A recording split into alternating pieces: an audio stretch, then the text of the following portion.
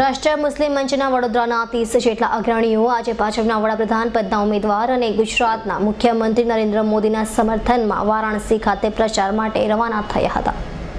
વડોદરા ખાતેના રાષ્ટ્રીય મુસ્લિમ મંચના 30 જેટલા અગ્રણીઓ નરેન્દ્ર મોદીના પ્રચાર માટે વારાણસી રવાના થયા હતા। વડોદરા, અમદાવાદ, સુરત અને ગોધરા સહિતના મુસ્લિમ અગ્રણીઓ વારાણસી પહોંચી ગયા છે, જ્યાં ભાજપના વડાપ્રધાન પદના ઉમેદવાર નરેન્દ્ર મોદી માટે પ્રચાર કરી રહ્યા છે અને વારાણસીના મુસ્લિમ લોકોને ગુજરાતના વિકાસ અંગે પરિચિત કરશે।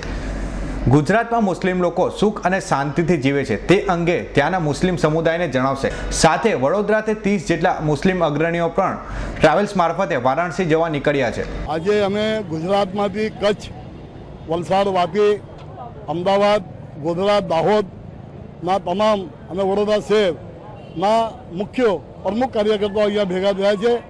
એ અમે વારાણસી નરેન્દ્રભાઈના ચૂંટણી પ્રચાર માટે જઈ રહ્યા છે અને ત્યાં ગુજરાતનો મુસલમાન ગુજરાતમાં કેટલો સુખી છે એ એમને ખોટી રીતે જ્યાં ચિતરવામાં આવે છે એ અમે ગુજરાતની બધી જે સ્થિતિઓ છે એ લઈને આજે અમે વારાણસી, બનારસમાં અને એમના વિસ્તારમાં આવતા તમામ મુસ્લિમ વિસ્તારોમાં અમે કામ કરીશું। અમે ત્યાં જઈને પ્રચાર કરીશું।